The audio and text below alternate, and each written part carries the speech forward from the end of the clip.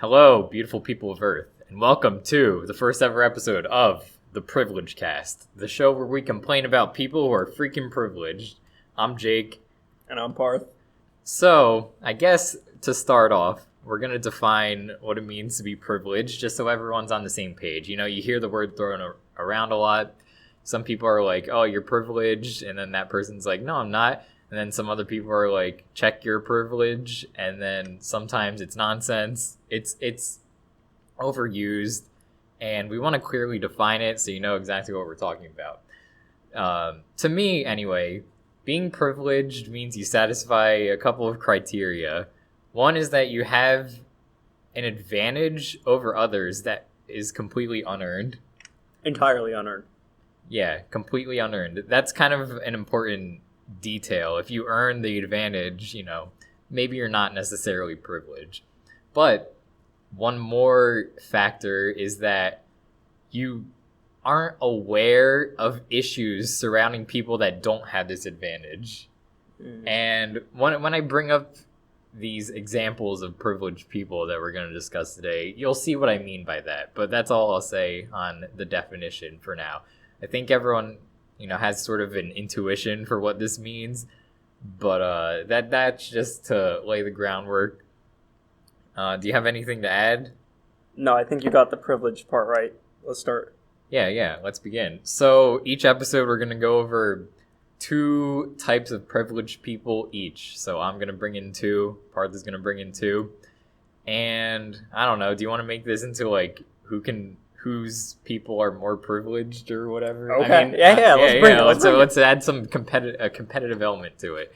So we're gonna have everyone vote on whose pair of people, sum total, are more privileged, or you know, just mention which type of person is the most privileged out of the four, regardless of who said it, and we'll take that into account. Also, if you want to email us or send in a comment about a privileged type of person, maybe we'll read it in the next episode.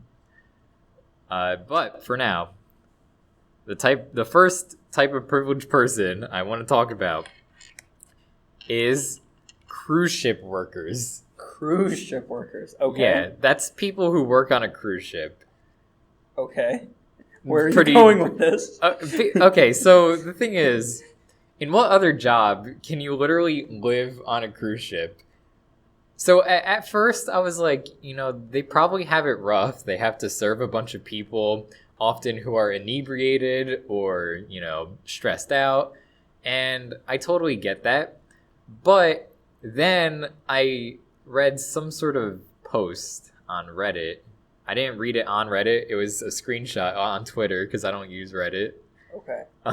Just to make that abundantly clear, I don't use Reddit. All right, don't DM me saying you're a Redditor like some people have. I'm a Redditor.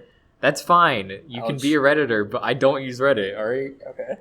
Anyway, so someone said that cruise ship workers party just as hard, if not harder, than the passengers at times, and that got me realizing, well, it can't really be a 24/7 job because that's illegal. So they probably do have some downtime in between to take in what they're actually on. They're on a cruise ship.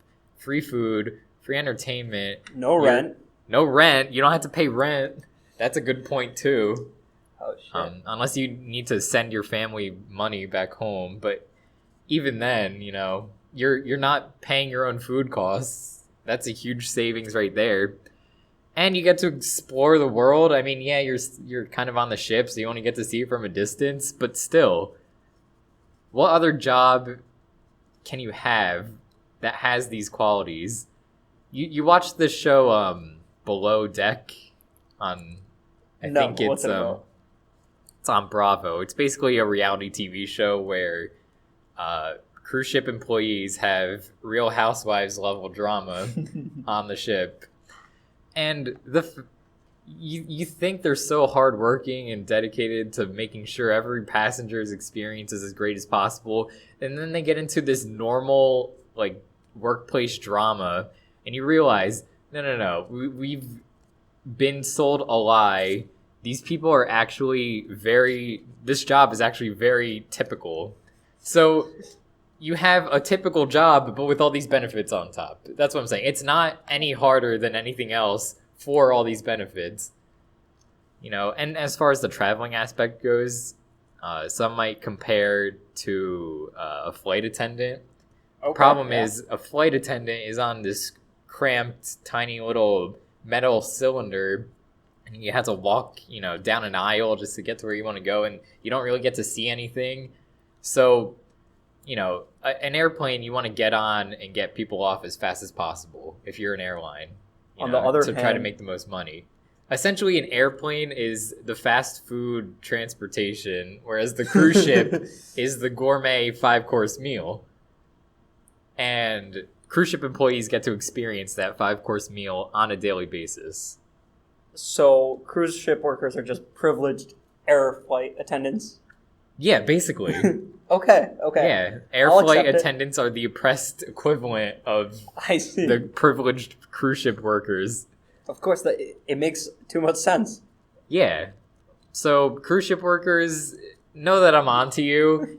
I know you try to pretend like, I'm abandoning my family for 9 months at a time all at sea. I don't get to see them, and also I have to work really hard to. I'm onto your stuff. You live like a human, just like the rest of us. You have some leisure time. Not to knock their work. I mean, they do a good job. I've been on 2 cruises in my life, and both of them were great. And the staff were really friendly and nice. Like, I'm not trying to knock you. I'm just saying you're privileged, all right? Okay. So yeah, cruise ship workers. So, the privileged group of people that I will bring up today are Cleveland Browns fans. Okay? All right. So most people don't watch sports. Actually, most people know of sports and may watch it, not religiously, but from time to time. But Cleveland Browns fans are something else. These people follow a team religiously that is consistently at the bottom of an organization which is intended on benefiting people who tank, benefiting people who lose. Yeah. Like, the NFL is structured in a way that if you lose consistently, you will do better in the next coming years. But somehow Cleveland Browns fans are so privileged because every year they're the worst team. So the next year, the only way they can move is up, right? Like, either you repeat your expectations or you break them. Yeah, like, that's true. How privileged could you be? You only have good things to look forward to. Exactly. If it's the worst event ever that's happening to your team, just another day. It's just another day. Whereas if the Patriots, someone gets an injury, it's like, oh man, the Patriots season is on the wire. No. Cleveland Browns fans will never have that sense of stress. Right. Like, even now, the Patriots are 3-0 in the league. They won all 3 of their games. And still people are questioning, hey, are the Patriots due for a slump? Like, is this meeting expectations? They're undefeated, and people are still questioning it. On the other hand, Browns fans never have to worry about that because we will consistently have to only look forward to positive or equal results. You say we, implying that you're a Cleveland Browns fan. So you are yourself a member of this privileged class? Is that what I'm hearing? I will have to admit to the audience that I am a member of this privileged class. You know what? That's totally fine. I think eventually it's going to get to the point where if you somehow evade being any of these privileged people, like, we're going to do this for multiple episodes, 4 types of people each time. You're going to get covered eventually. Don't take it personally. But yeah, I'm glad. Thank you for being upfront about that, for disclosing this information. You know when they say you got to check your privileges? Yeah. At least you realize it. You're acknowledging your privilege. That's an important step to take. Anything else about Browns fans? No. I mean, we're privileged. It's an honor to be the worst. Yeah, it really is. I mean, no. In some sense, there's as much notoriety in being the worst as there is in being the greatest. Okay. And the ways that the Cleveland Browns organization screws up sometimes is hilarious, by the way. Our stadium is nicknamed the Factory of Sadness Because, like, everyone understands sports are, like, bread and circuses of Rome, right? Like, sports are inherently a distraction from the real problems in life, and people can turn to them to just, like, care about something, after a long, hard day of work. But it's so bad that it's not even serving the purpose of bread and circuses. Yeah. I think at one point they got a trade offer and it didn't go through, even though it would be really beneficial for them because a manager forgot to send an email. Like, it's cosmic how terrible the Browns are. All right. So, Cleveland Browns fans. Privileged. That's a good one. All right, so let's move on to my second one. This is animal rights activists. Okay. So, where are you going with this one? Yeah, that's always the question, isn't it? So, think about the type of person you have to be an animal rights activist. I'm just going to straight up say there's no way you're an animal rights activist if you're at a low-end labor-intensive job where you work 60 hours a week just to make ends meet. You don't have time to go home and be an animal rights activist. You have to worry about survival. Have to worry about yourself. This is like a you rights activism at that point. So already, right off the bat, we have a type of privilege where you have the time to worry about creatures besides yourself. That's something that you just have to acknowledge. But also, animal rights activists are ignorant. And when I say that, I mean they lack knowledge. It's not, How so? Let me elaborate. In order to build an animal shelter, money has to go into it, right? Sure.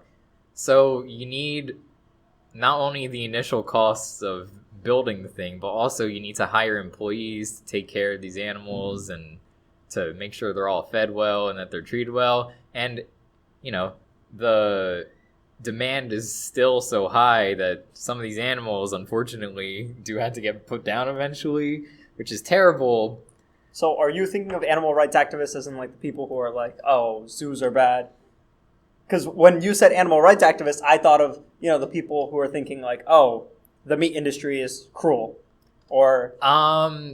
It's more the former than the latter. Okay, yeah. Yeah. Because, like, I agree with the second, but the first one is kind of, like, iffy.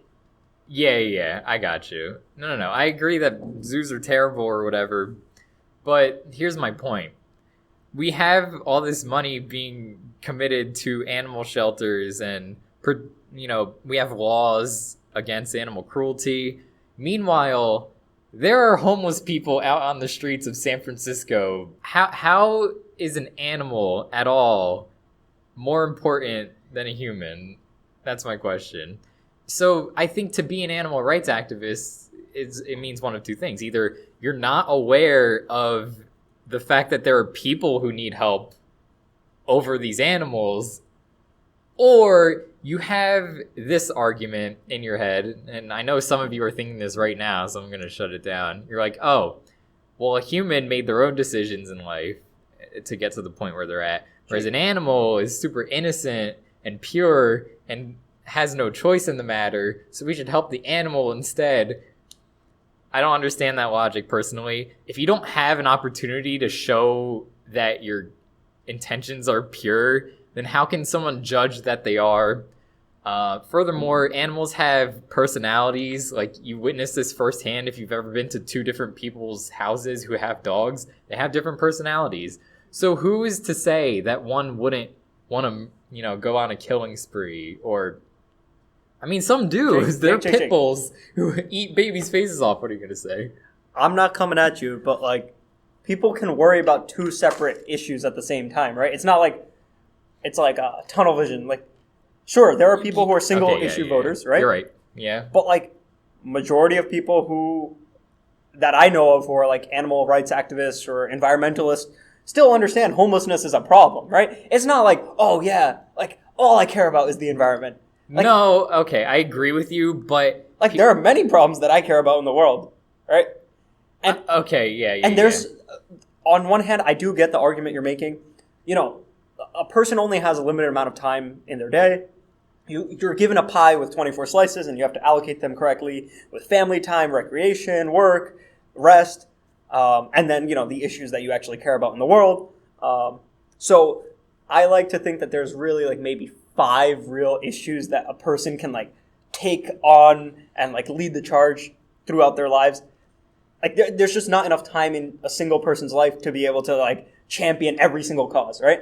Right. So if they are choosing animal rights as their primary cause, like I get what you're saying. There are other causes that are equally as important or more important than that. Yeah. But that alone is not like, just because someone is an animal rights activist doesn't mean that they don't care about homelessness or they don't care about... No, yeah, I'm sure if you were to, take a survey of animal rights activists, all of them would say, it's homelessness a shame is bad. Yeah. I hope I'm not saying that that's not true, but to brandish yourself as primarily, first and foremost, an animal rights activist, it sort of implies that, well, A, in order to have the ability to call yourself that as, like, the main thing... That's your identity. It means it's, like, primary to you, yeah. Yeah. That means that you've chosen to... ignore all those other, not ignore, but to prioritize the animal rights above all else, which to me is an extracurricular issue when we have people out who need help. For sure. So, the classic joke, like, you meet a vegan, they're going to tell you that they're vegan, right? So, I have recently become vegan, and is it for moral reasons or dietary reasons? Moral / ethical reasons. Okay. But like I understand. Okay. So I am Indian, and a lot of Hindus are vegetarian because like one of the most important tenets in Hinduism is nonviolence. Like you want to limit the amount of violence you put out in the world, amount of unnecessary violence that you put out in the world as much as possible. Yeah. And so. For me, vegetarianism was that. But then I realized, like, okay, like, the cows, the chickens, like, they're not getting treated well, right? Like, yeah. Especially, like, you think about, like, the FDA has, like, a federally allowed limit of, like, pus in, like, a gallon of milk. Not the point. I'm not trying to get into that.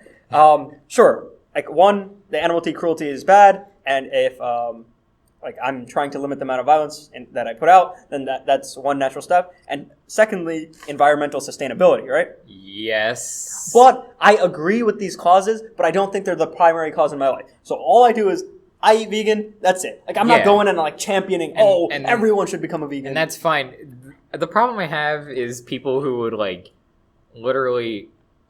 If I go to the dining hall and take a piece of chicken, they'll complain about that, or they won't usually confront you about it, but they'll silently judge you, and it has an even worse effect than if they just confronted you about it. That's okay.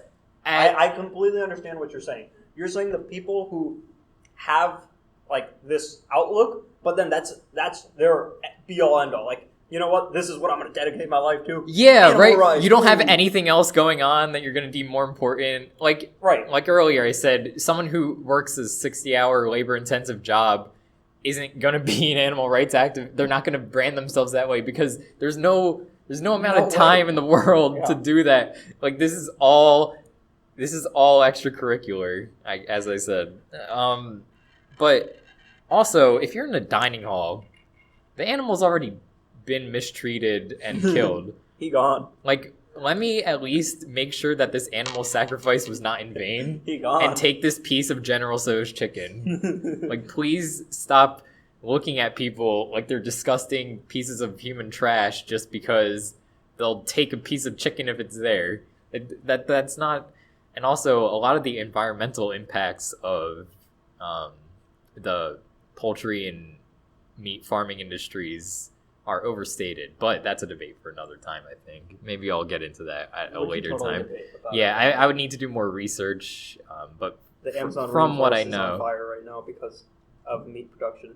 Yeah, I'm sure that there's a direct one-to-one correlation there. Like 100%. Like they want... The people who are living there, they want more land to grow more cattle, so they are purposely burning the Amazon rainforest. Is that true? Is that why it's on fire? I thought lightning just struck. No, dude, it's a rainforest, bro. Like... they're That's true. dude. So much of the world's resources are being dedicated towards ending that fire, and locals are like, unironically, they're like, "Yo, fuck it, I need more land. Let's burn this bitch." Well, you know what? That's kind of messed up if true. Okay, yeah. But just because someone devastates the environment in creating a meat farm initially doesn't mean that let's just say you're given a desert and then you make a farm there. Like that's not harming anything. Right.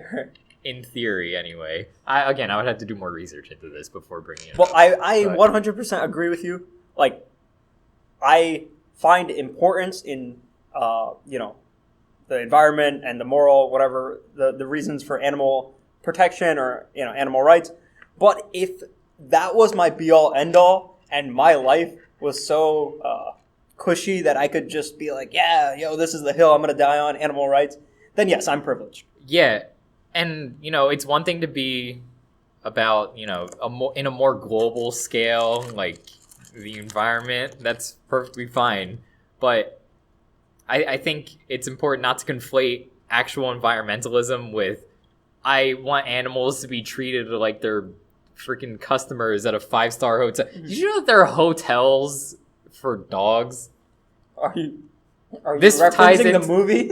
No. I'm saying there are actual businesses full of like asinine things for dogs to pamper them, as if it makes a difference to the dog what kind of sheets they're sleeping in, or who's serving them food. Like, the dog doesn't get the experience of he doesn't understand, having homie. 5-star service. Why are you spending all this money on your dog? And again, there are people who would love that treatment and appreciate it a lot more and understand it more than the dog ever could. All right, anyway, that's animal rights activists. I'm glad you understand at the end why I think they're privileged. I understand your point of view. It's not just, It's not the animal rights activist. It's having a life where animal rights activism is your primary concern. Yeah, exactly. Okay. So I'm going to bring up a class of privileged people. And this might come off the wrong way. This is kind of serious because, I do fall into this class, all right? The other day, I read a tweet by this person named Bo Ren, and the tweet goes, "My parents were tasked with the job of survival, and I with self-actualization. The immigrant generational gap is real. What a luxury it is to search for purpose, meaning, and fulfillment." And this kind of hit me a lot because, I'm in college. I'm trying to find myself. I'm trying to find out, what is fulfilling to me and how am I going to give back to the world. And the other day, my dad looks at me, right? And, I'm someone with, huge ambition and, I really do want to have a positive impact on the world, leave it a better place than I got it. And, I always talk about some of the ideas that I have with my family. And my father looked at me and he told me, he's like, "Do you think when I was younger, I didn't have these kinds of dreams?" I was like, shit, for me, he's my father. He's not a friend, So that never clicked. Wow, one day my father was 20 years old, full of ambition, and he had dreams. And then he's like, yeah, when I came to this country, I had to sacrifice those dreams to get by so that you and your brother, he's talking to me, would be able to achieve your dreams. What a luxury that is, right? How privileged do you have to be? Like you said, with the labor-intensive right. jobs, right? People who are working 60-hour labor-intensive jobs just to put food on the table for their family, they don't have to, not that they don't have to worry about fulfillment and purpose and meaning, but they can, they're being, brutally overworked, underpaid. Their primary concern is, how am I going to pay the bills? How am I going to, get my son through college? Or how am I going to, all of these issues. Dude, if their car breaks down, they can't get to work and they can't get paid to fix the car, so they're screwed. Imagine living with that kind of... Your whole life is hanging on a thread, essentially. And it really makes me realize how good I have it to know that people like that are out there, and makes me realize how privileged I am. So I guess I'm checking my privilege. Yeah, so I read an article last week, and it was talking about how just 39% of Americans say they have enough savings to cover an emergency room visit or a car repair.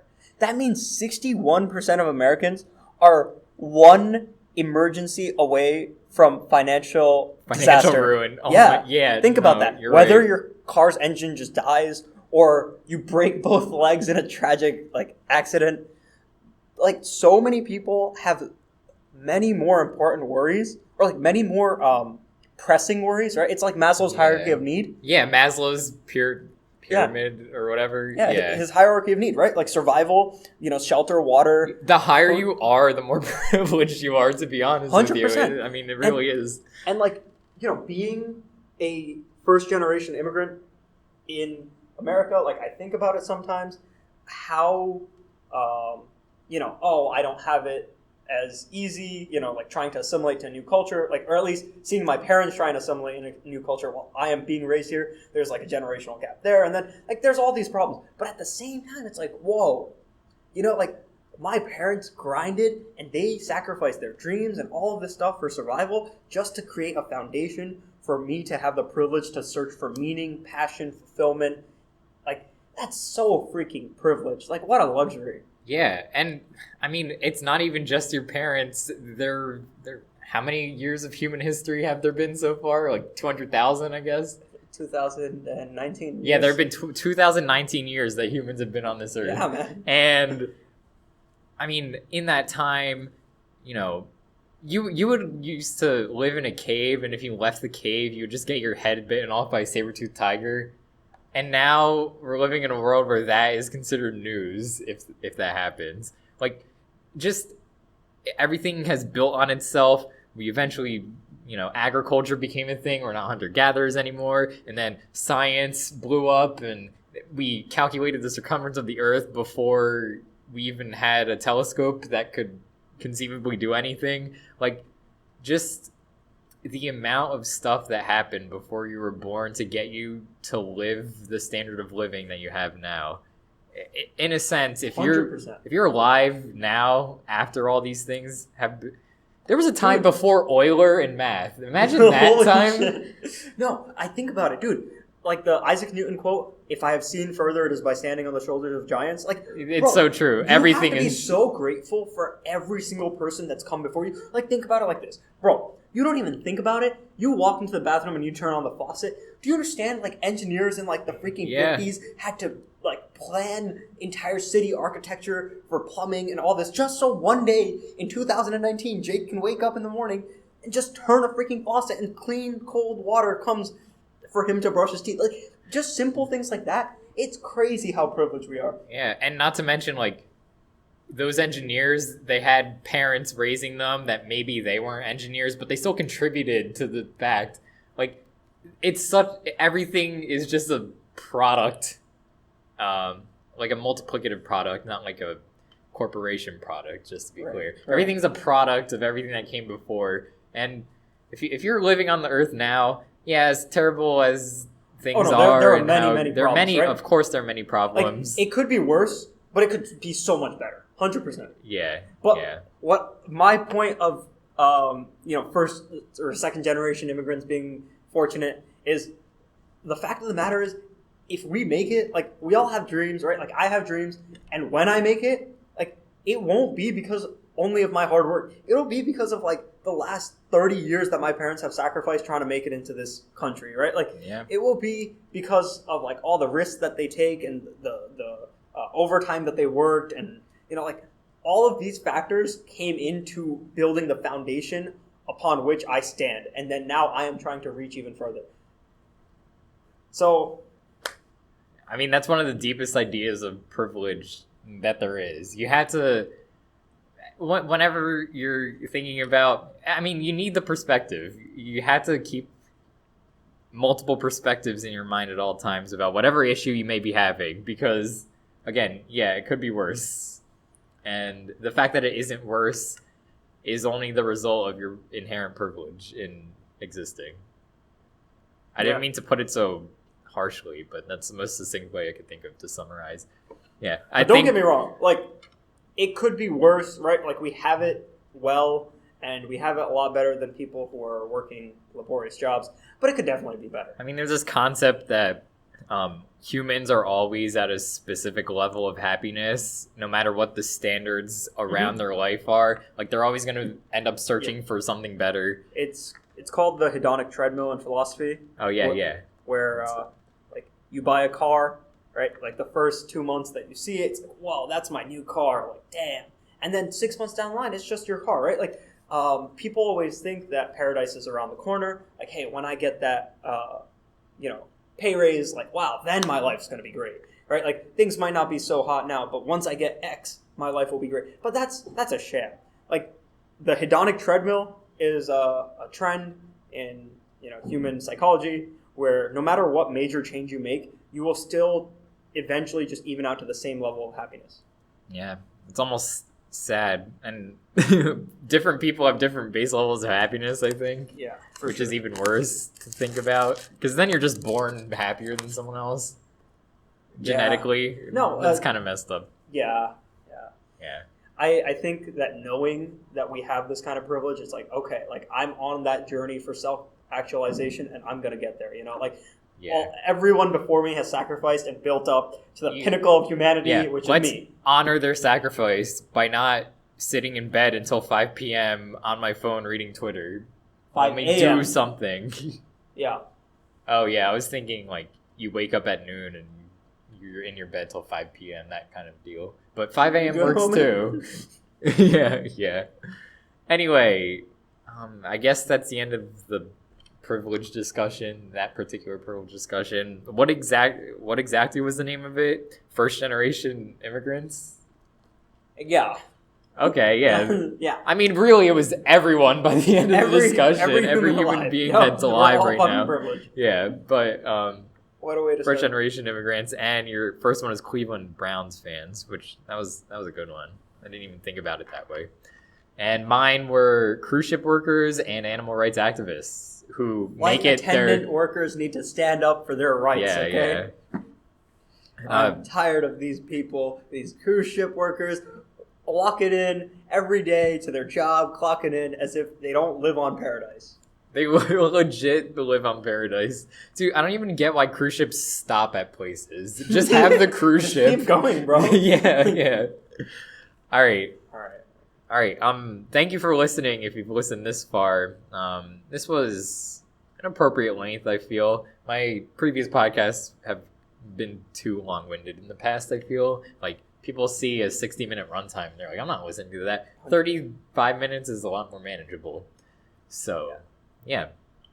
This was good. Let's not talk about meta stuff any further without ending the show. Privilegecast, ladies and gentlemen. More will definitely be coming. And please respond to this if you liked it, if you disagree with something we said, if you want to mention your own type of privileged people. We'll be reading select comments in the next episode at the beginning. All right. Take care. Take care.